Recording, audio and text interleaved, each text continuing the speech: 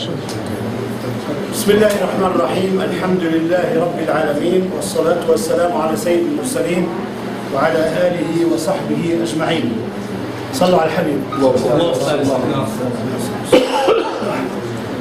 Bem-vindos para uma aula de morada, dessa vez bastante tempo, a gente ficou com muita saudade de todo mundo. Os mosquitos estão com saudade da gente também, estão atacando aqui todo mundo. Depois dessa temporada aí parada de Hajj, de passeios, e paramos esse tempo, a gente voltou, inshallah, com tudo. Espero que vocês também estejam prontos para aguentar assim, e ter paciência para aguentar bastante tempo. A gente não vai recuperar tudo que passou, mas pelo menos uma boa parte dele, assim, a gente vai tentar recuperar. Desejo boas-vindas também para os nossos queridos irmãos da internet que estão sempre acompanhando a gente em todos os lugares, inclusive no Hajj. Alguns falaram para mim de Natal, de Minas Gerais, estão acompanhando sempre com a gente aqui. É muito gostoso saber disso, muito gostoso até de fora do país. Tem gente que está acompanhando esses nossos encontros aqui da Mesquita An-Nur, né? E muita gente pergunta para mim, curiosos, assim, pergunta para mim, será que esses casamentos que passou no Mesquita An-Nur é verdadeiro? Eu falei, lógico que é verdadeiro. Não é nada de... Temos até irmãos e irmãs que estão participando com a gente, né? Casarem aqui, estão participando com a gente aqui direto. E sempre temos gente nova. Então, boas-vindas para as pessoas novas que estão vindo conhecer e estão, alhamdulillah, acompanhando. E boas-vindas também para os novos que estão acompanhando na internet. Depois que a gente, na história dos mensageiros, a gente passou aquela fase, como eu falei, a primeira fase, que é antes de Sayyidina Ibrahim, e agora começamos com a segunda fase, depois de Sayyidina Ibrahim. A gente tinha falado de mensageiros que era de puro árabe, né? Não é que são 4 os mensageiros, nós citamos 3, eu acho, ou 2, né? E um deles que é o nosso personagem de hoje, nosso encontro hoje, que a gente vai acompanhar um pouco da vida dele, e daqui a gente vai mudar lá para a cidade dele em Jordânia, do lado da Jordânia, do lado da Palestina, né? E essa cidade fica bem perto do lago onde Allah subhanahu wa ta'ala amaldiçoou o povo de Ló, né? Vocês lembram da história do Ló?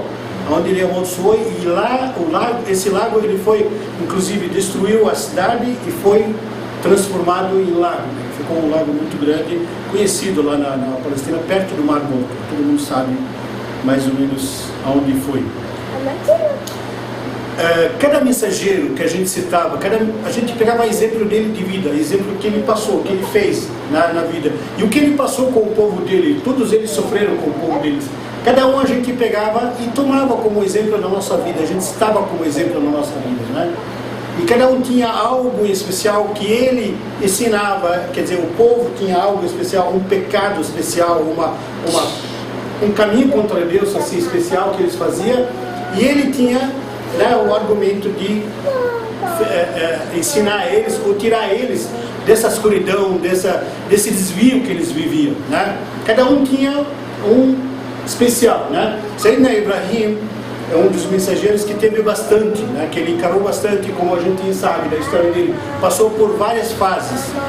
A história de Sayyidina Ibrahim, aliás, o que eu queria, nossa próxima, inshallah, próximo encontro, vai ser de um terceiro mensageiro cheio, rico, além de Sayyidina Adam e Sayyidina Ibrahim, né? Vai vir agora o terceiro que tem bastante, Ulil Azm, daqueles que são profetas, são os 5 que são dos mais fortes, que é profeta e mensageiro.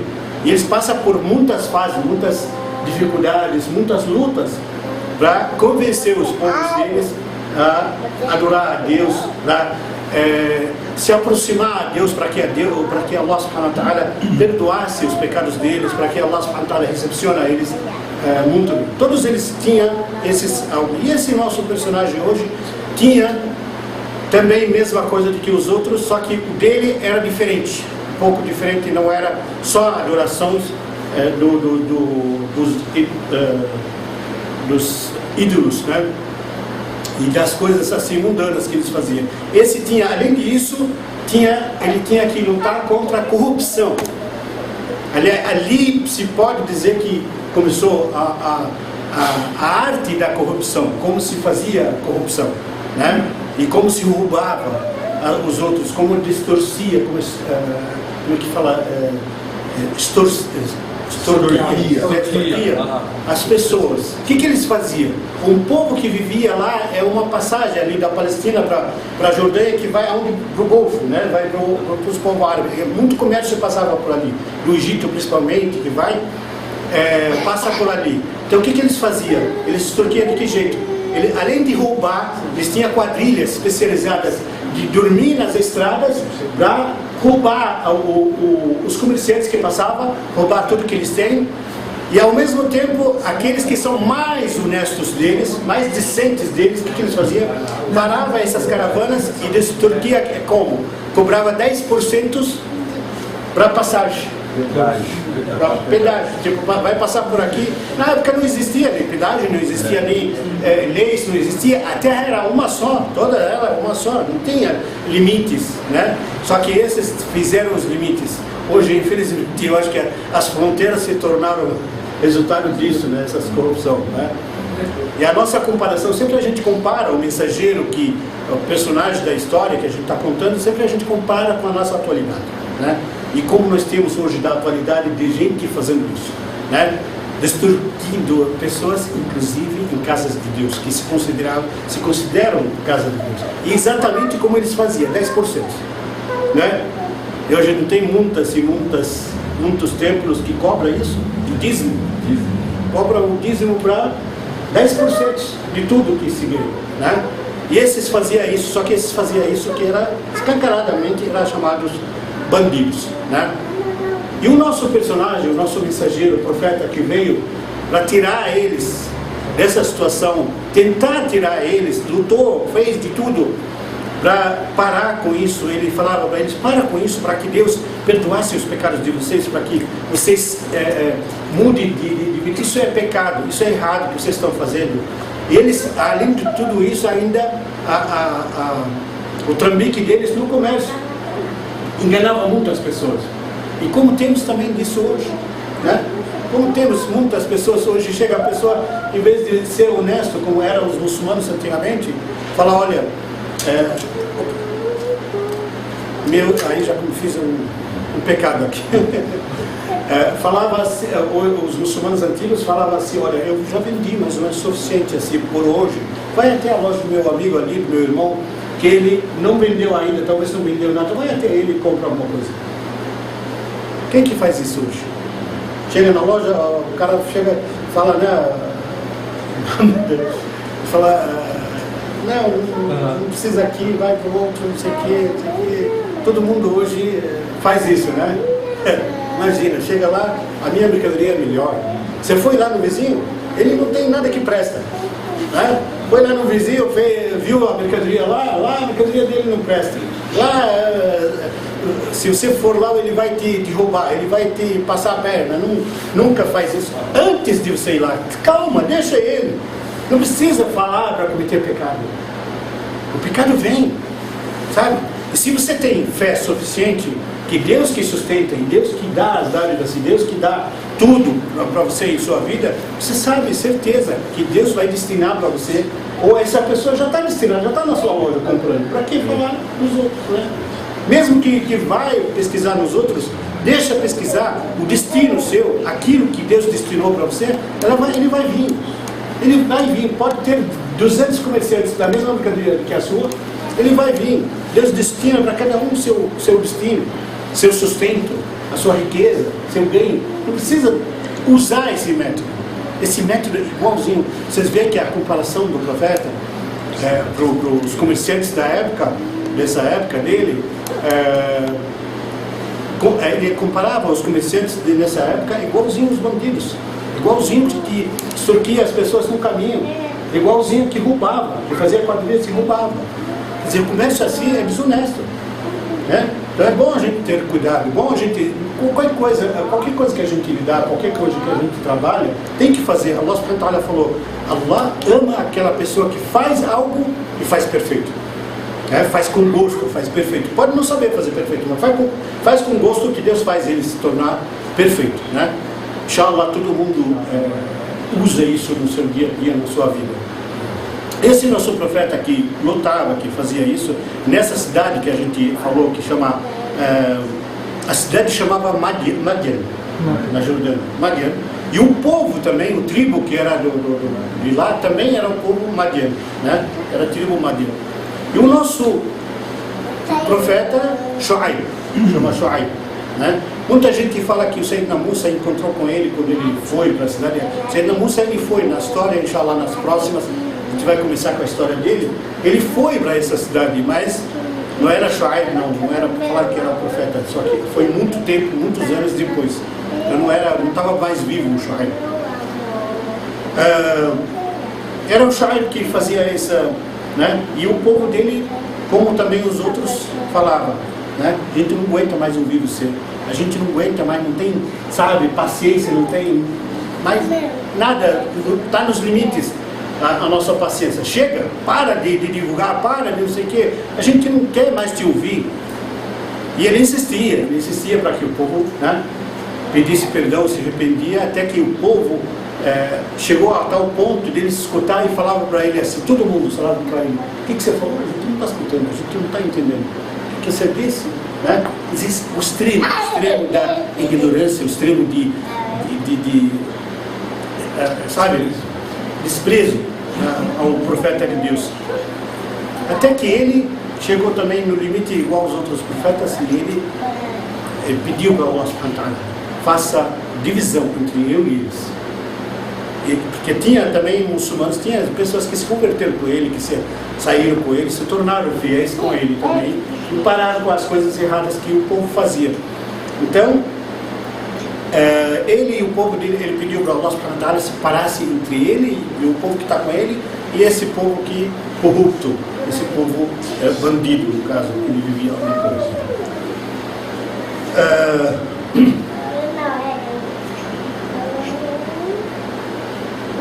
Quando chegou no limite, Allah subhanahu wa ta'ala falou para ele, pode deixar. E olha só, eu queria fazer uma comparação entre os castigos que Allah subhanahu wa ta'ala enviou para todos os profetas, os povos dos profetas, né? Cada um uma coisa diferente. Hoje a gente está vivendo um pouco disso, né? Hoje a gente não vive a água, no caso, a água não está faltando por toda parte, né? Em alguns lugares está matando pessoas de enchentes, de tragédias, está quebrando as coisas, não é? Em outros lugares a falta dela, quer dizer, num lugar o excesso dela, em outro lugar a falta dela está fazendo falta, né? Então olha só, a nossa ligação com Allah subhanahu wa ta'ala, sempre Ele vai nos dar a vida, nos dar a tranquilidade, tudo em média, tudo de uma forma que a gente necessita, nem exagerado, nem falta, não teria falta. Se a gente fosse ser corretos, né, no nosso caminho do dia a dia com Allah subhanahu wa ta'ala, esse povo, o castigo deles veio totalmente ao contrário, né, do que veio com outro povo, que seria o povo de Samud, né? O povo de Samud, lembram da história? Não veio um vento, né? Arrebentava as pessoas, inclusive batia a pessoa, saía a cabeça dela do lugar. Um vento tão forte que diz que saía, às vezes, em alguns casos, até a pele das pessoas, né? Só que no caso do nosso amigo aqui, do povo do nosso profeta Shu'aib, sabe o que veio? Falta de ar, falta de vento. A gente pensa, eu estou aqui, estou respirando aí, não estou enxergando o vento, não estou vendo o vento que eu respiro. Se eu sair para fora, subhanallah, se a gente reparar nisso também, a gente vê as dádivas de Allah subhanahu wa ta'ala. Parece que está seco, parece que não tem nada, mas estamos respirando. É uma dádiva, uma ni'ma, que a gente vive isso de Allah subhanahu wa ta'ala, né? Numa das histórias, sei na Masih, Cristo, ele estava andando com um dos companheiros dele e viu umas ossadas no deserto. Aí, sabe, uma pessoa que morreu, enterraram ela no deserto, e de tanto que passou os anos, o vento foi descobrindo e ficou atônito, ficou sem ser coberto. Aí Sayyidina al-Masih juntou os ossos assim com Cristo e falou para ela: seja viva, quer dizer, deu a vida em nome de Allah subhanahu wa ta'ala. Essa pessoa voltou viva.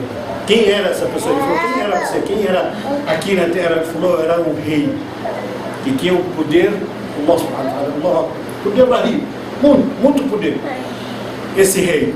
E olha só, a terra não cobre, um pedacinho de terra no túmulo, quanto que ele tinha de poder, quanto que ele tinha de palácios, de cômodos e não sei o que. Olha só, a terra só, pedacinho, 1 metro por 2, não quis ele, subiu para cima da terra.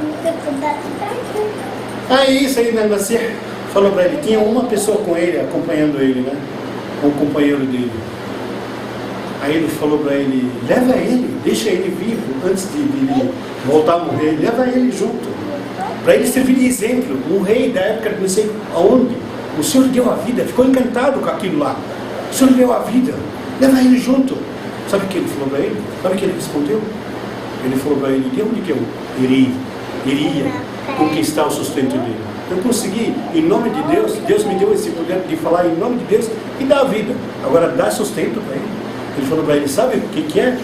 Nem o vento que ele respira eu não consigo sustentar ele. Ele está no meio, ele pode estar no meio, subhanallah, ele pode estar no meio da gente aqui. A gente está respirando, mas como ele acabou a cota dele na terra, acabou.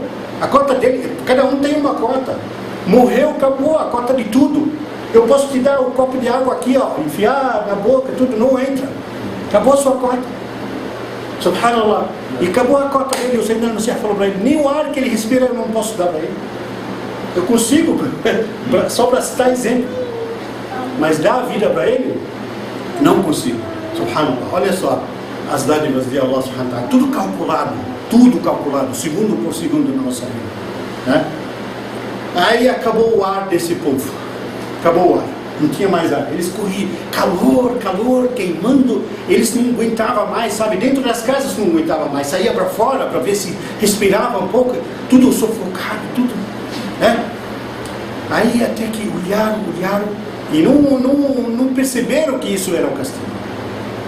Lembram da outra história que veio a nuvem e eles fugiram e não sei o que, acharam que era um castigo. Eles acharam, veio uma nuvem também escura, eles acharam que era a solução. Correram para baixo da nuvem. Todos eles, todo o povo da cidade correu, menos os que estavam com Sayyidina Shu'aib. Subhanallah. Os que estavam com Sayyidina Shu'aib não estavam sentindo nada disso. Estava respirando normal, não estava sentindo nenhum sofrimento. Aí esse povo foi, todos eles foram abaixo da nuvem para se refrescar embaixo da sombra dela e pelo menos ver se tem um pouco mais de ar para respirar. Eles estavam respirando com muita dificuldade, não sobrou mais ar. Aí chegaram lá, aparentemente melhorou, né, por causa da sombra só. Só que o ar ainda é o mesmo. Por causa da sombra só, melhorou um pouco. Só que logo em seguida, tremeu debaixo deles a terra. Tremeu, quando tremeu a terra, todos eles ficaram de joelhos no chão. De joelhos. Aí quando ficaram de joelhos, eles não sabiam o que estava acontecendo. O castigo estava descendo, passo a passo. Aí veio Sayyidina Jibril, o anjo Gabriel, veio num grito só, um grito que ele deu. E é um servo de Allah, não é Allah. Subhanallah, olha o poder. Um grito dele, morreu todo mundo. Ficaram assim, entrou nos ouvidos, acabou. Morreu todo mundo. Um grito de um servo de Allah. Olha o poder de Allah. Olha quem somos nós para encarar o poder de Allah. A gente encara, a gente tem capacidade. Um anjo, só um anjo. E dizem que é um desses 4 ou 5 anjos, subhanallah, que quando ele está no formato dele normal, os pés dele estão na última terra e a cabeça dele está no último céu, lá em cima. 60 asas, cada asa, ele tem 60 asas, cada asa dele cobre entre o céu e a terra. É um servo de Allah subhanahu wa ta'ala. Imagina o poder de Allah subhanahu wa ta'ala. Imagina como nós somos fracos se a gente distanciar do caminho de Allah subhanahu wa ta'ala. Imagina como somos fortes se apegar em Allah subhanahu wa ta'ala, se apegar no poderoso, não num presidente, não num governador, não num político qualquer, uma pessoa que pode, você acha que vai te ajudar, não. É no Criador de todos, poderoso de todos, né? Ele está com você, Ele vai te ajudar, Ele seria tudo que você quiser, sabe? Os olhos que você enxerga, a boca que você fala, tudo, Allah subhanahu wa ta'ala disse isso. Só ser um servo fiel dele. E esses servos, vocês verem que os servos que estavam junto com o Sayyidina Shu'aib, né? Nada sentiram, eles se afastaram num sufoco lá que o povo, eles estavam olhando para o povo lá, eles estavam passando o sufoco de tudo e eles não sentiam nada disso. Por quê? Porque estão com Allah, estão com o mensageiro. Não sobrou mais ninguém deles, morreram todos, e o Sayyidina Shu'aib, com o povo que lhe sobrou, voltou para a cidade, para Madian, né? Ficou lá, começou tudo de novo, mas de uma forma diferente. As pessoas que entravam lá já entravam fiel, já entravam, as pessoas que entravam para a cidade para vir conviver com eles, entrava fiel também. Subhanallah, outra, né? Virou outra cidade, outra. Se virou ao contrário, totalmente ao contrário, a cidade de Madian. Para que a gente possa, inshallah, na próxima, entrar já na história de Sayyidina Musa, que é riquíssima. A história de Sayyidina Musa seria igual a Sayyidina Ibrahim, como falei, Sayyidina Adam, seria várias aulas, várias palestras que a gente vai fazer para poder, porque em cada encontro a gente vai ver um grande milagre, um grande acontecimento, desde o nascimento dele até, né, até a vida dele inteira, o quanto que ele sofreu com o povo do Israel, o povo judeu. Sofreu muito, muito. Entendeu? Para que a gente possa entrar, eu vou rapidinho falar outra história, né, que está entre ele e o Sayyidina Shu'aib, né? Então essa história não é de um profeta só. Todo mundo sabe sobre Yassin, né? No Surat Yassin, capítulo de Yassin no Coran, cita, quando fala assim, فجاء من أقصى المدينة. لا وصلنا فجاء أقصى المدينة رجل يسعى قال يا قوم اتبعوا المرسلين. Veio os Mursalin. Mursalin era dois. Para um povo. Aonde que é esse povo? Aonde que é essa localidade? Allahu A'lam, os sábios falam que antes e depois. Antes e depois do Sayyidina Shu'aib. Ninguém sabe certo se é na mesma. Só que foi em outra cidade. Foi a cidade deles, Antáquia, chama Antáquia, fica numa cidade da Síria, num lugar na Síria, entre a Síria e a Turquia. Faz fronteira mais ou menos com a Turquia, essa Antáquia. É no norte da Síria. O que aconteceu lá? Apareceu um povo também pecador, um povo que, sabe, aprontava tudo. Apareceu dois mensageiros, Mursalim, mensageiros, não é profeta. Apareceram dois. Aí desacreditaram também, mesma coisa, negaram eles, não queriam saber de nada deles. Allah subhanahu wa ta'ala mandou o terceiro, ao mesmo tempo. Lembra as outras vezes a gente falava que teve uma das épocas que os judeus, Allah subhanahu wa ta'ala mandava para eles 2, 3 mensageiros por dia, e eles matavam. Só que esses não eram dos judeus, mas vieram 3 profetas. Eles negavam eles, não queriam saber deles, até que chegou o ponto deles falar: Inna tatayyarna bikum, né? Nós estamos esgotados de vocês. Tatayyarna bikum, quer dizer, estamos demais, não estamos aguentando mais ouvir, como os outros, mesma coisa, né?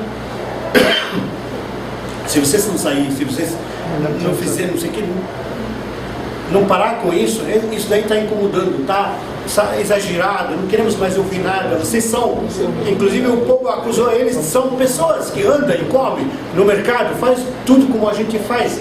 Quem mandou? Quem vocês pensam que é? Não vieram do céu para falar que é mensageiro de Deus, né?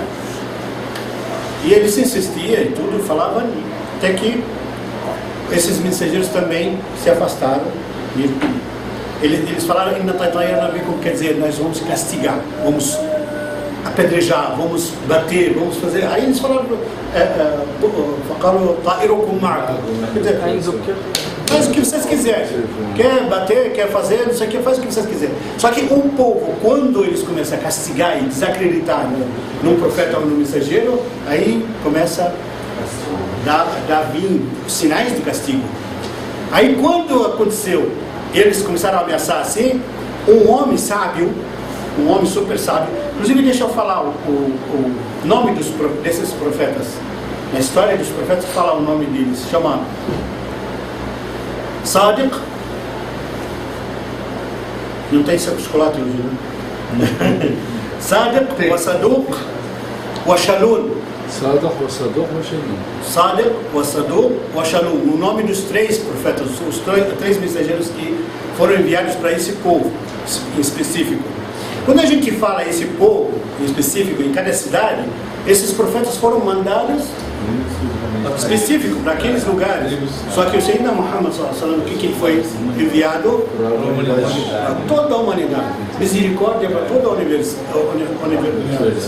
Para todo o universo. Allah subhanahu wa ta'ala mandou para todo o universo. Não é só para um povo.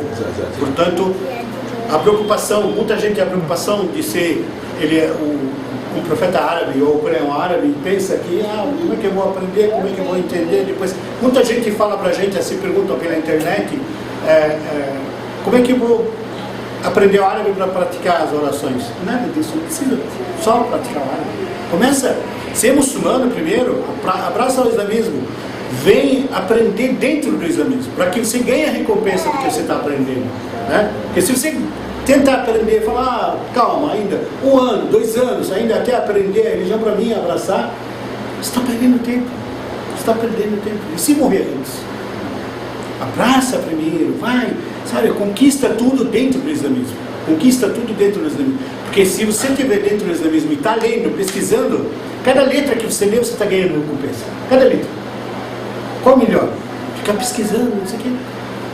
O islamismo é tão fácil, tão prático, tão simples de ser praticado. Se você se afastar depois, é entre você e Allah. Ninguém dos humanos vai te castigar. Lógico, Allah vai te castigar, mas isso é entre você e Allah. Então vem para o islamismo depois, né? Aprende passo a passo. E como falei, essa preocupação de ser árabe, saber o árabe, isso tem que ter preocupação. Pode fazer a sua oração, é tão válida quanto a minha, quanto a dele, quanto de qualquer um que fala árabe. A oração de não árabe, válida tanto quanto qualquer um árabe, certo? Início, fim, sabe? Falar suras, não falar suras, é lógico que tem que praticar, é lógico que tem que aprender, né? Tem que se esforçar para aprender, pelo menos para falar a sura na hora da oração, né? Mas isso significa que ainda não sei, a minha reza não é válida? Não, ao contrário, válida a sua reza.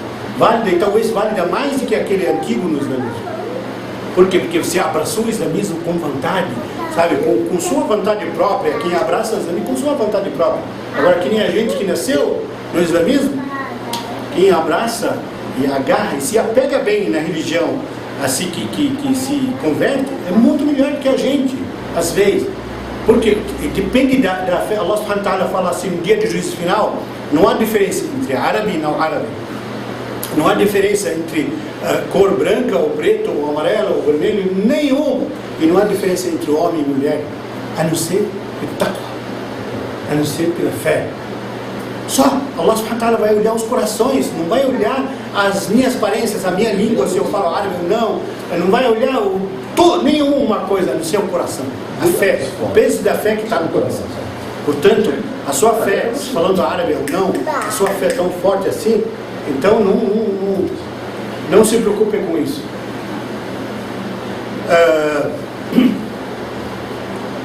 Esses mensageiros, veio um homem, quando ele viu que o povo chegou a esse ponto, que eles vão castigar, que eles vão começar a castigar esses mensageiros, veio um homem implorando para eles, Ya qawm, ittabi'u al-mursalin, segue esses profetas, esses mensageiros, eles são de Deus mesmo, eles estão pedindo, eles são honestos, eles estão pedindo certo, como a gente fala, Deus não precisa de dinheiro. Quando a gente divulga, quando a gente guia as pessoas, não precisa de dinheiro, não precisa de nada de material. Essas pessoas, dá para ver, pelo jeito deles, são honestos, eles estão falando o caminho de Deus mesmo, de verdade. Sigam a eles, sigam a eles. E o povo, você também, dentro da gente, ele estava trabalhando fora da cidade, ele veio correndo, já essa, de distância da cidade, veio correndo, e sai correndo, para quebrar, alertar o povo, senão se eles começarem a bater nos mensageiros, veio o castigo. Ele, sabe, preocupado com o povo dele. Aí o que eles fizeram? Ele não é mensageiro, ele não tem aquela família forte nas costas dele que protege, como os outros. Sabe o que eles fizeram? Não fizeram que os profetas, não esperaram, pegaram ele e começaram a pisotar eles. Pisotaram eles, sabe? Todos eles pisaram nesse homem. Até que diz o Ibn Abbas, que narrou a história dele, diz que saiu chama o goela, acho que goela, saiu pela boca, e tanto que eles pisotaram ele, morreu. Só que, subhanallah, no Corão fala assim que ele morreu como mártir. Assim que ele morreu, Allah subhanahu wa ta'ala falou para ele, na hora entrou no paraíso, na hora. Aí lá mesmo ele estava preocupado ainda com o povo dele. Lá mesmo, ele falou, Ya laita qawmi ya'lamu bima ghafara li rabbi wa ja'alani minal mukramin. Quer dizer, quem dera que meu povo soubesse o como Deus me perdoou, como Deus me fez dos elevados aqui no paraíso, por causa dessa atitude. Por causa dessa atitude, correu preocupado, assim, morreu como mártir, né? Aí também no Corão fala,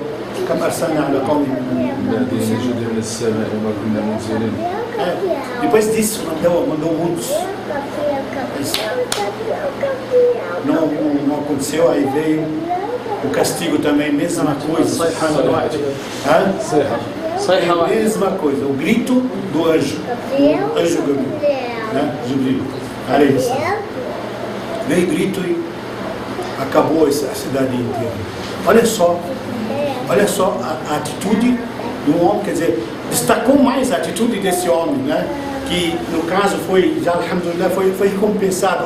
Allah fez a gente saber no Corão o que teve de recompensa logo em seguida, como entrou no paraíso, subhanallah, né? Então por isso a gente tem que tirar isso como exemplo. A gente fala, talvez não podemos fazer como os outros, né? Por que não podemos?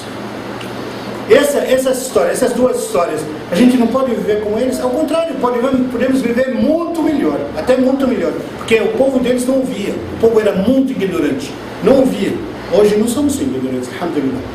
As pessoas, mesmo não sendo muçulmanos, são esclarecidos, as pessoas são esclarecidas, são atentos, são inteligentes, vividos, né? Mesmo não sendo muçulmano. Então, é mais fácil de divulgar, é mais fácil de abraçar o islamismo com tudo, praticar com tudo, se aproximar Allah subhanahu wa ta'ala com tudo. Hoje em dia, a correria do tempo, nesses dias que a gente está vivendo, a correria do tempo e as coisas que está acontecendo, está aproximando o fim, está um pouco mais grave do que a época dos profetas, assim, porque está aproximando o fim. Na época deles não. Na época deles se aproximava o fim deles, o fim daquele povo só. Mas hoje está aproximando o fim, a gente está vivendo já os sinais do fim. A falta de água num lugar riquíssimo de água, como em São Paulo, né? Isso é um grande sinal de Deus. Um grande sinal de Deus. A falta de água aqui, e num estado aqui pertinho, não tem falta de água, ao contrário, tem enchentes. Está acontecendo enchentes, o que é isso? Não é exemplo? Não é exemplo? Mas o problema é que ninguém vê como tal. Exato, todo mundo está achando, fora as nuvens, não sei o que é, está acontecendo alguma coisa lá, não tá batendo um com o outro, não está dando aquele choque e não está chovendo. Subhanallah. Parece o castigo, não parece o castigo desses dois povos, ou daquele primeiro povo quando veio a nuvem, e eles acharam que a salvação nela, quantas e quantas vezes a gente viveu isso esses dias? Quantas e quantas vezes a gente viu as nuvens, fechou, e aqueles trovão, né? Ontem ou antes de ontem foi um trovão que eu estava na porta de casa e quase caí para dentro, iluminou a casa inteira, eu me veio um susto terrível. A minha filha, a mais nova, falou, subhanallah, esse trovão, no mínimo matou alguém. Subhanallah, na notícia falou que morreram 3. Por causa disso. 3 no parque, 3. E acho que 3 irmãos, não sei se parei. Subhanallah, ela falou, tá vendo? Não falei, olha. Quer dizer, os exemplos estão aí, né? A gente está vivendo esses milagres e essas coisas que Allah subhanahu wa ta'ala está enviando tão rápido e tão fortes e sempre com frequência que a gente está achando que aquilo que os profetas, que a gente narra a história assim, aquilo que os profetas, assim, o povo deles vivia, não, longe da gente, não estamos vivendo. Ao contrário, estamos vivendo mais, a gente talvez vive um milagre cada dia que a gente passa. Um milagre cada dia que a gente passa. Olha só esses exemplos, né? Eu não quero olhar isso, olha a diferença aqui, ó. Aqui falta chuva, né? Vem as nuvens carregadas, subhanallah, vem um ventinho e leva eles para outros lugares. Como fala no Corão, exatamente o que fala no Corão, Allah subhanahu wa ta'ala diz que quando quer castigar alguém, sabe o granizo?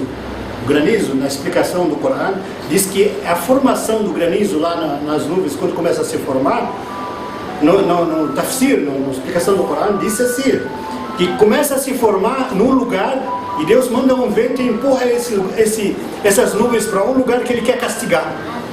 Né? Quantas vezes desceu em cima da gente granizo, hein? Será que a gente estava sendo castigado com isso?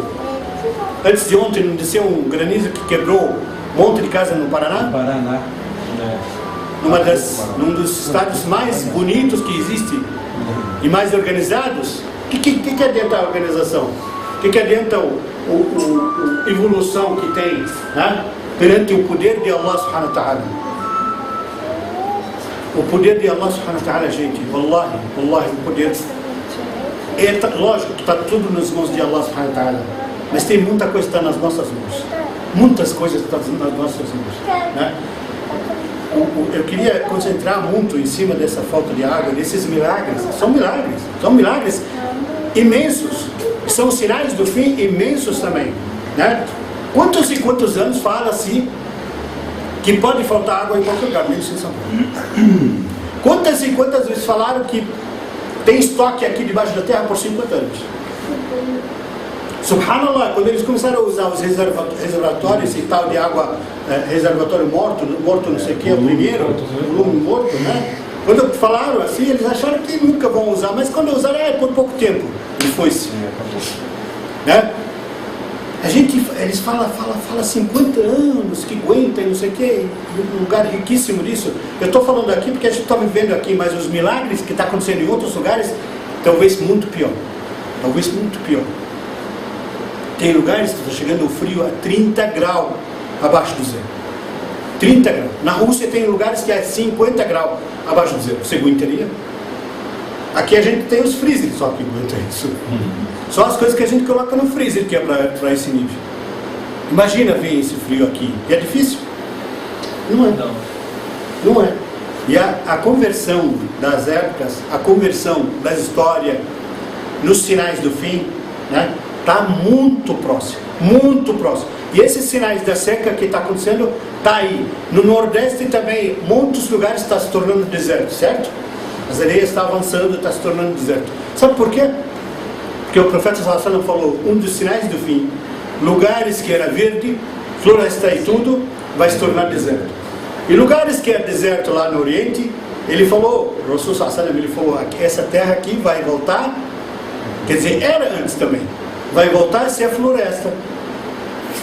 E está acontecendo, lembra? A gente contou, né? Quando a gente foi no Umrah no início do ano, nós vimos a grama nascendo num lugar sozinha, nascendo num lugar do lado da estrada, num deserto que não é deserto normal. Lá é a terra vulcânica, né? Vulcânica, preto, que você vê. Subhanallah, e a grama do lado da estrada está saindo linda, verde, linda. E aqui está acontecendo seca. Né? Esses não são milagres? Não são mais fortes do que os milagres dos profetas? Merece a nossa atenção, sabe? A gente pensar mais, raciocinar mais. Isso, pensar nessas coisas de Allah subhanahu wa ta'ala também é uma adoração. Também é uma adoração que as pessoas deixou de fazer. Isso é um dos pilares das adorações na época do Sayyidina Ibrahim, né? Que ele saía de madrugada e ficava observando tudo, sabe? Observando as criatividades de Allah subhanahu wa ta'ala. E isso que a gente deve fazer. Adorar Allah subhanahu wa ta'ala em todos os métodos. E principalmente esses pensamentos, porque esse pensamento faz da gente aquilo que Allah subhanahu wa ta'ala nos criou para ele. Não só, a religião islâmica não é só a reza só. A adoração nela é tudo, é pensar em Allah, pensar nas coisas. Por isso que a gente planeja até a vida dos animais. A gente que coordena, a gente que organiza, né? Então, por isso a gente tem que pensar, analisar tudo isso e se aproximar de Allah subhanahu wa ta'ala. Aproximando Allah subhanahu wa ta'ala, a gente vai estar ao menos longe dos pecados, vivendo no meio, não tem problema. Como falamos nesses povos desses profetas, né? Aqui era o povo que estava com Sayyidina Shuaib, e aqui que era o povo que estava sofrendo a falta de água. Subhanallah. Espero que todo mundo pense bastante, reflite bastante nisso, inshallah. E nossos irmãos que assistem na internet, isso não é discriminação, ou não é falando só do Brasil. Como falei, no mundo inteiro está acontecendo isso. Está acontecendo assim, revoltas da natureza, como a gente fala da natureza, mas não é da natureza sozinha, né? Allah subhanahu wa ta'ala que ordena, que acontece tudo isso que a gente vê, o mar, que acontece maremoto, que há terremotos, que vento, tudo isso que acontece na natureza são o exército de Allah subhanahu wa ta'ala. Cada um desses é soldado de Allah subhanahu wa ta'ala. Ele faz aquilo que Allah subhanahu wa ta'ala ordena ele fazer. Nenhum faz. Inclusive a terra se revolta, o mar se revolta. Todos eles se revoltam. Todos eles se revoltam em benefício de Allah subhanahu wa ta'ala. Todos eles falam para Allah subhanahu wa ta'ala, nos dá permissão para atacar esse povo pecador. O povo assim da terra. Nos dá permissão para atacar. E Allah subhanahu wa ta'ala manda segurar pela misericórdia dele. Então vamos ser gratos pela misericórdia de Allah subhanahu wa ta'ala e a praticar a nossa religião do jeito que ele nos ordenou, do jeito que ele, né, mandou, assim, distância desses pecados graves que esses povos antes, né, e que hoje temos muito mais pecados mais graves. Vamos pensar na gente e vamos pensar nos nossos próximos, divulgando sempre o benefício e a misericórdia da religião islâmica assim para os seus vizinhos, para as suas pessoas que convivem com eles, inshallah. E espero que não tenha exagerado assim falando sobre esse assunto, porque realmente é um assunto que empolga quando a gente fala sobre os exemplos, né? Como tinha citado, eu falei essas duas histórias para a gente no próximo, inshallah, entrar também numa história linda, cheia de milagres, e cada um deles bate com a nossa realidade também. A gente pode tirar esses exemplos com a nossa realidade, que é a história de Sayyidina Musa, né? Como eu falei, a história de Sayyidina Musa é milagre da hora que ele nasceu até a hora que ele direto, tudo cheio de milagres, cheio de acontecimentos. É uma história muito rica de exemplos para a gente também, de fé e distância dos pecados das pessoas que convivia com ele. Barakallahu fikum, jazakumullah khair, e espero que isso tenha benefício primeiro para mim, depois para vocês e para todos os irmãos que estão acompanhando isso na internet. Muito obrigado. Assalamu alaikum wa rahmatullahi wa barakatuh.